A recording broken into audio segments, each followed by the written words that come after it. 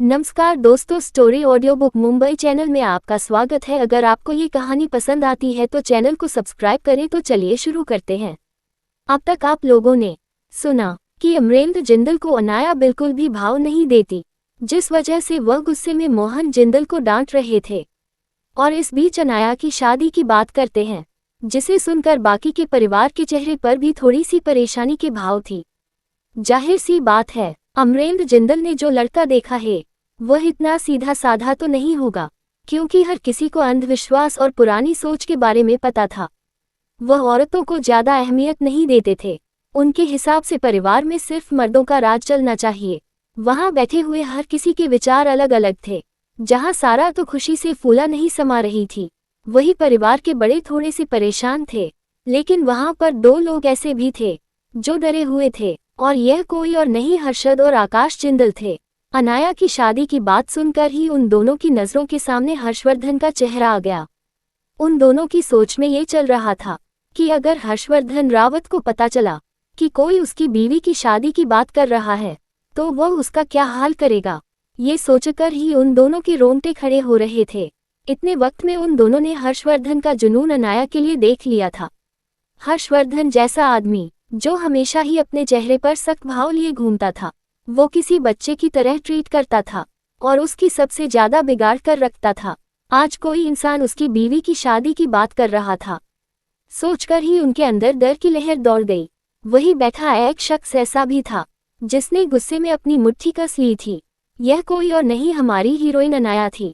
उसके हाथ में बंधी हुई रोबोट रेल से बीप की आवाज आने लगी थी, क्योंकि गुस्से की वजह से उसके ब्लड फ्लो में उतार चढ़ाव हो रहा था।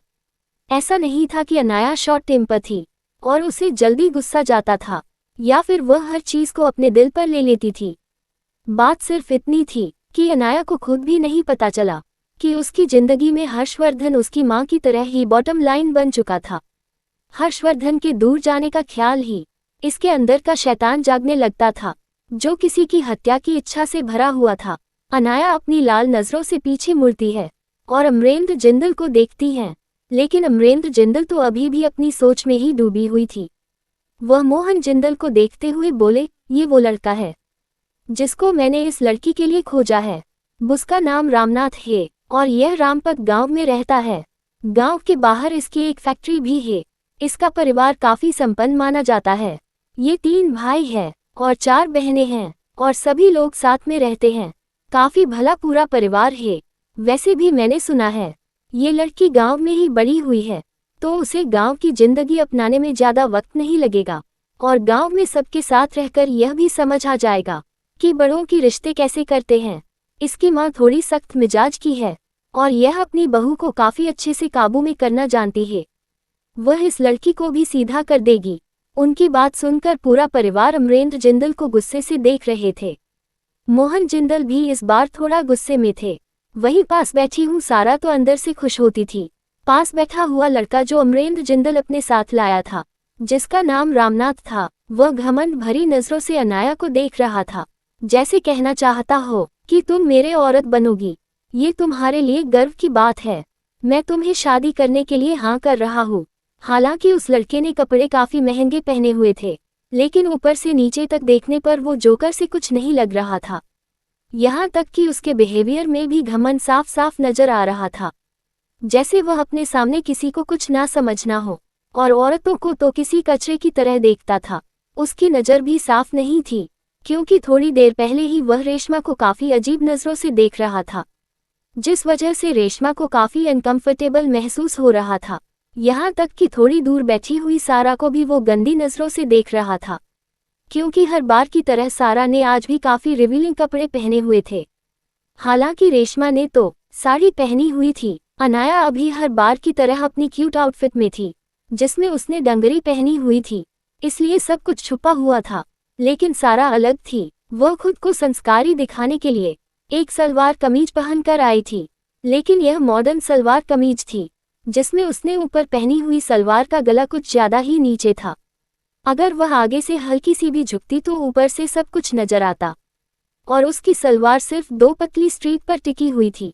दुपट्टा भी उसने गले में सिर्फ ऊपर चिपकाया हुआ था और नीचे भी उसने काफी टाइट लेगिस पहनी हुई थी और वह देखने में काफी रिवीलिंग नजर आ रहा था। इसीलिए तो रामनाथ की गंदी नजरें उस पर बार बार टिक रही थी। वही अनाया जिसका गुस्सा अपने चरम पर था, लेकिन कुछ बोल नहीं रही थी। वह बस जानना चाहती थी कि बाकी का परिवार क्या सोच रहे हैं। लेकिन तभी उनके कानों में दो गुस्सेल आवाज आई, नहीं, ऐसा बिल्कुल नहीं होगा। ये घटिया आदमी हमारी प्रिंसेस के साथ, आप ऐसा सोच भी कैसे सकते हैं।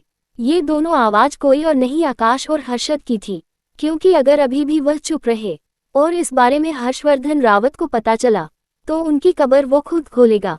वह ऐसा नहीं होने देना चाहते थे, इसीलिए उन दोनों के मुंह से एक साथ निकला, बिल्कुल नहीं। वही उन दोनों की ऐसी हरकत को देखकर अमरेंद्र जिंदल गुस्से में बोले, ये बड़ों का मामला है, तुम्हारे बीच में बोलने को किसने कहा है। फिर वह मोहन जिंदल को देखकर बोली, तुम बताओ तुम्हारा क्या कहना है।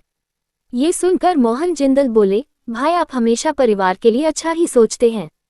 अभी वह इतना ही बोले थे, जैसे परिवार वालों को लगा कि कहीं वो उनकी बात मान तो नहीं गए, इसलिए हर कोई नाराज नजरों से उन्हें देख रहा था। लेकिन तभी मोहन जिंदल बोले, लेकिन इसमें कुछ गलत है। यह मेरी नातिन के काबिल नहीं है और अनाया मेरी बेटी की एक लौटी निशानी है। हम इसे ऐसे ही किसी आदमी के हाथ में नहीं दे सकते हैं। वह हमारी आंखों का तारा है। ये सुनकर अमरेंद्र जिंदल को गुस्सा तो बहुत आया, लेकिन वह खुद को शांत करते हुए बोले, तो तुम्हें क्या लगता है मैं उसका बुरा चाहता हूँ? लेकिन लड़कियों को तहजीब में रहना चाहिए। वह काफी बेलगाम है, तुमने देखा नहीं उसने मेरी किस तरह से बेइज्जती की। अगर वह ऐसे ही रही तो आगे चलकर वह क्या सीखेगी।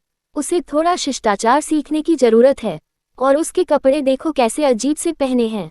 क्या ऐसे कपड़े पहने जाते हैं औरतों को? और अगर उसे सही करना है तो उसकी शादी किसी सख्त डिसिप्लिन परिवार में ही कर देनी चाहिए।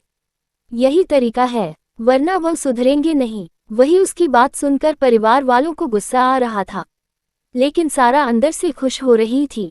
वही वहां बैठे हुए लोगों में से सिर्फ अरुणा जिंदल ही इतनी बेवकूफ थी कि उसे लग रहा था कि अमरेंद्र जिंदल जो कह रहे हैं वह सच है, क्योंकि उन्होंने खुद भी अनाया का बेरुखा व्यवहार देखा था। उनके हिसाब से अनाया बिना वजह ही बात को बढ़ा रही थी। बचपन में जो कुछ भी हुआ था उसमें जिंदल परिवार की कोई गलती नहीं थी, इसलिए उन्हें लगता था कि अनाया को उनसे कोई दूरी नहीं रखनी चाहिए और वह बिल्कुल नॉर्मल है, उन्हें एक्सेप्ट कर ले। लेकिन इतने साल जो उसने सहा था वह उस बारे में बिल्कुल भूल गई। बाकी के परिवार वाले अभी भी खामोश थे, क्योंकि अमरेंद्र जिंदल को वो कुछ बोल नहीं सकते थे और वह कोई भी उसे सवाल नहीं करना चाहते थे। लेकिन वह उनके फैसले से सहमत भी नहीं थे। वह बस यही सोच रहे थे कि मोहन जिंदल कहीं उनकी बात ना मान ले, कुछ ऐसा ना कह दे जिससे अनाया मुसीबत में पड़ जाएगी। वैसे अनाया किसी की बात मानने वाली नहीं थी, लेकिन वह लोग नहीं जानते थे कि मुसीबत में तो अब बाकी के लोग थे, क्योंकि अनाया अपने डेंजरस अवतार में आ रही थी। क्या अनाया इन सब में अमरेंद्र जिंदल को माफ कर देगी? और क्या होगा जब हर्षवर्धन को इस बारे में पता चलेगा? अगर आपको अगला एपिसोड चाहिए तो लाइक करें, कमेंट करें और चैनल को सब्सक्राइब करें।